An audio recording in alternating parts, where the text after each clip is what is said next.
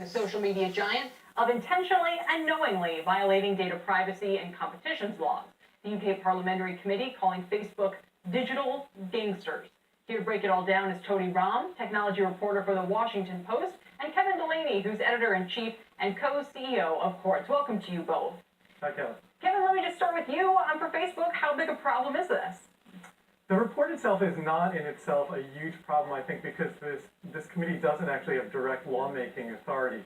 What it is, it's a long and pretty exhaustive report, and what it does do is it catalogs all of the critiques of Facebook, I think, pretty effectively, and this ranges from privacy violations to enabling addictive behavior, to hurting the media, to becoming a platform for election manipulation. It is a useful, perhaps, summary for the critics of Facebook, and it is part of the growing movement to regulate Facebook, which is already proceeding in Europe and surely will proceed here in the U.S. And Tony, what about the sort of policy implications? As Kevin said, this lays it all out. What policy follows up on this? And by the way, does it matter for Facebook, which has all the money in the world, to comply, as opposed to someone who might want to start up and disrupt it?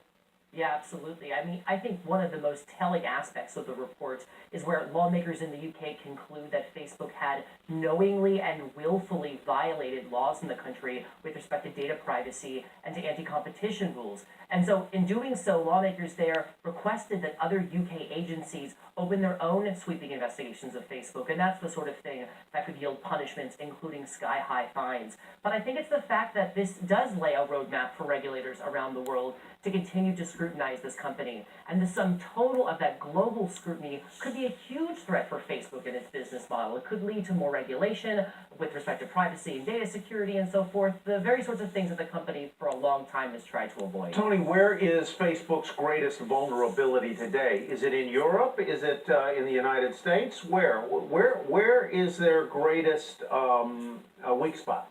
Yeah, I think it's internationally, and I think the European Union is a great place to start. Remember that we had tough data privacy rules that lawmakers there began enacting just last year. These carry sky-high fines, and we've already seen EU regulators express a willingness to go after a company like Facebook. They handed down a multi-million-dollar fine to Google just months after what's called the GDPR went into effect. So Europe is certainly not backing down. But here in the United States, there's some interest and some appetite as well. Remember, Facebook is under investigation from the Federal Trade Commission. And as I've reported in recent weeks, the fine there could be a multi-billion-dollar fine. It could be a record-setting fine. So it's too soon to count out the U.S., but Europe is definitely a place to watch. Kevin, what would you say is their greatest vulnerability? And what happens if it's on the news side and they're forced to behave more like a real news operation?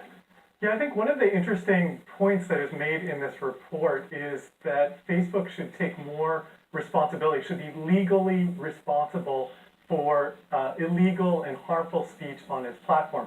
And Facebook, like other technology platforms, have argued for years and have had some protections in U.S. law that the things that people post on Facebook are actually they're not liable for them.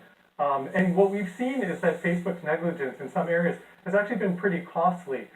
For example, the clearest example of this is in Myanmar, where posts on Facebook incited violence that contributed to the genocide of the Rohingya, and Facebook itself has acknowledged that it was delinquent in identifying and taking down these posts, which were inciting violence directly against people. So among the vulnerabilities, the liabilities of Facebook is that governments hold them legally liable for things that people post on their platform. Mm-hmm. We're already starting to see that in Germany and some other countries, and if more broadly put into effect, that would be a big change for Facebook.